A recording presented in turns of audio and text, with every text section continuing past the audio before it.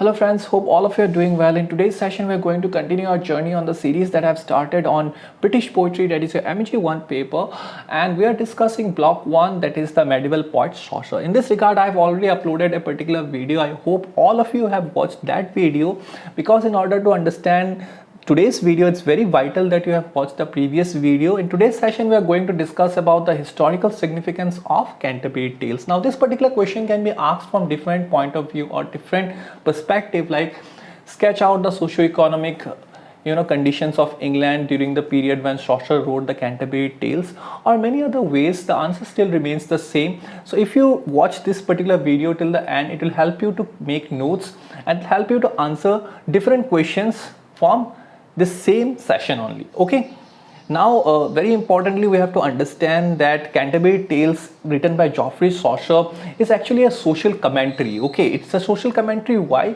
Because it's written in the late 14th century and it holds immense historical significance for different reasons, which we will discuss in today's session, of course. And yes, a humble reminder and a humble request to all my viewers that do kindly watch the videos that I have pinned in the description. These are some videos of some beautiful narrations of some stories which I have done in my voice in my other channel. These are some stories based on love, sacrifice, time travel and much more. So if you happen to like those videos, do also consider to subscribe that channel. And now, without any further delay, let's get started. Now, first of all, we have to understand that this particular Tales, that is the Canterbury Tales written by Geoffrey Chaucer, it offers a social commentary in today's date. Okay, it was written in the late 14th century, and one by one we'll discuss all the different aspects through which we'll understand the historical significance of Canterbury Tales. In this regard, let us understand the first point that you need to mention in your answers, that is literary evolution. Now, Chaucer's work marks a significant development in the evolution of English literature. Now, when we say evolution of English literature, you have to understand that there was a period in English literature where it has seen its newest low. Before Chaucer's work of Canterbury Tales, the English literature was highly considered to be inferior because the entire English community was dominated by Latin and French languages. Even the courts and the public used these two languages because English language was not considered as high, or it didn't have the reputation that it has today. Okay, so during the Middle Ages, literature in England was primarily written in Latin or French, as I've already mentioned it. Chaucer's decision to write the Canterbury Tales in Middle English. Now, we have to understand that the Canterbury Tales is written in Mid-England dialect. Okay, I have also mentioned the same point in the previous session. Now, what is Mid-England dialect? It's a language of the common people. Now, why this Canterbury Tales was able to create a revolution in case of literature in English? Because it established the connection with the common people. Okay, this particular Middle English was a legitimate literary language, okay, which established a bridge between the common people and the authors. Now, this played a crucial role in the emergence of English as a prominent literary language in the centuries that followed. That's why Geoffrey Chaucer is considered to be a pioneer, okay, in establishing the English as a dominant language in the world. The second one that we have to mention is the social commentary. Now, the beauty of the Canterbury Tales is that no doubt it talks about a lot of stories, and it talks about the travel that has been done by a lot of pilgrims and Geoffrey Chaucer as well, but it also comments on the various aspects of society. The Canterbury Tales provides a valuable glimpse into the social, cultural and religious life of medieval England. Chaucer's character, each representing a different segment of society, often satirical and often critical commentary on the various classes, professions and moral values of the time. Now, if you remember the previous session, I have talked about how the knight was allowed to present his story at the beginning. That was only done because he was from the very elite class of the society. Okay, he was considered to be very respectable, and he was considered to be very chivalrous. So we can see the glimpse of the societal values and the societal morals that prevailed during the Mid-England period. during the medieval England. Now this makes the work an important source for understanding the social dynamics of the late 14th century. Now if you have watched my previous video, I have talked about how there was a stark difference between the knight and his son, the squire, and both reflects two different aspects of the society. Okay. The next point, which is again very important point similar to literary evolution and social commentary, is the religious context. We have to understand that religion always played a crucial role in the medieval England during that period, and so we have to mention this particular point in our answers. The framework of the tales, a group of pilgrims traveling to the shrine of Thomas a Becket in Canterbury, allows Chaucer to explore religious themes and the role of church in medieval society. Now we have to accept that church played a crucial role in determining different societal changes or variables during that period. Okay, so church hold a very pivotal role in the medieval society.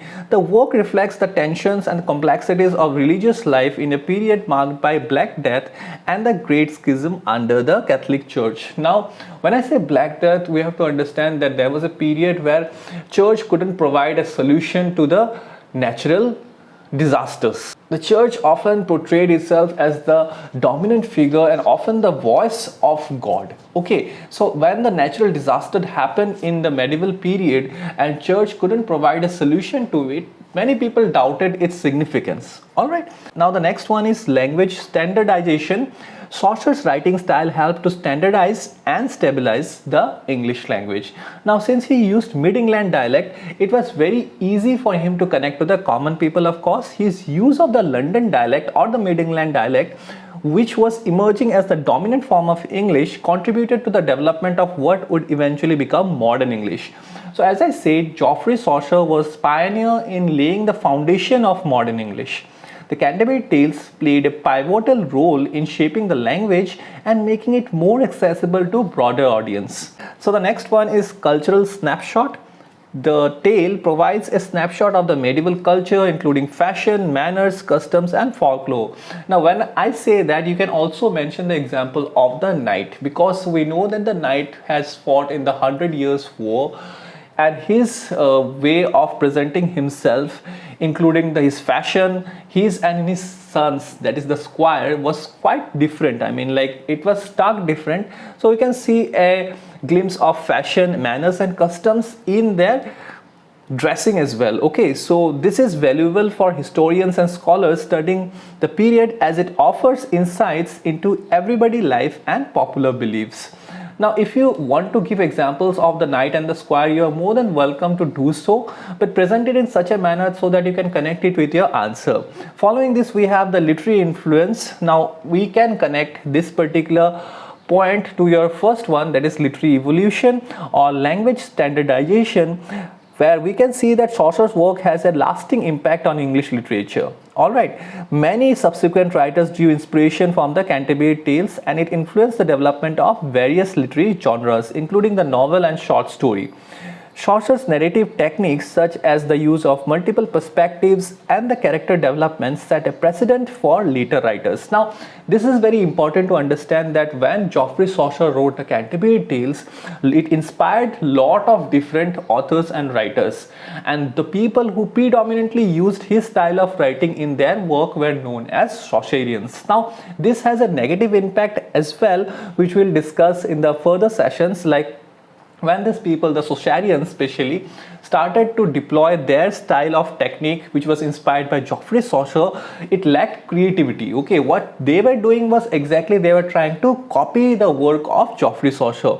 So that again created a stagnation in the literature of medieval English period. So that is something also which you can mention, but as of now we can see that in the beginning actually there was a huge and significant influence of Geoffrey Chaucer's work on the literature. And the final point that you are going to mention is national identity. Now, as England was emerging as a distinct nation with its own identity separate from France and other neighboring countries, the Canterbury Tales helped to reinforce a sense of national culture and pride by showcasing the richness of English language and culture. Now, in today's date, it's very difficult to even imagine this particular situation, that how France was far more dominant than England. Yes, because we are talking about the medieval period where France was actually very much dominant country, and it has dominated most of the parts of the world. England was of course one of it, and after the work of Geoffrey Chaucer, it could be said that it helped to forge a national identity. People could connect with the rich heritage of the English, and that's how Geoffrey Chaucer created a sense of national pride in the people of England. Now, how to conclude this entire thing that you have just mentioned? Point wise will give you definitely a different perspective to present your answer in a more presentable manner. Now, obviously, it's very important to conclude your answer in proper way. So, in summary, you can write that the Canterbury Tales holds historical significance as a literary masterpiece that played a pivotal role in the development of English language and literature. It provided a window into medieval society and contributed to the shaping of English national identity. It remains a valuable source for understanding the Middle English, the Middle Ages, and the transition to the Renaissance period. Now, eventually, we'll also discuss about the Renaissance period, how some prominent authors came up and broke the chain of reputation of those Chaucerians who are copying the work of Geoffrey Chaucer, and they again emerged as the revolutionary figures in English literature.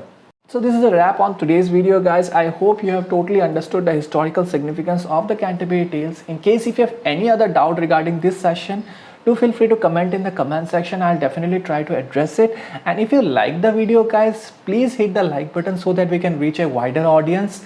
And also do not forget to check out the link of the videos which I have pinned in the description. You will find the links of various different playlists as well, so you can check out those.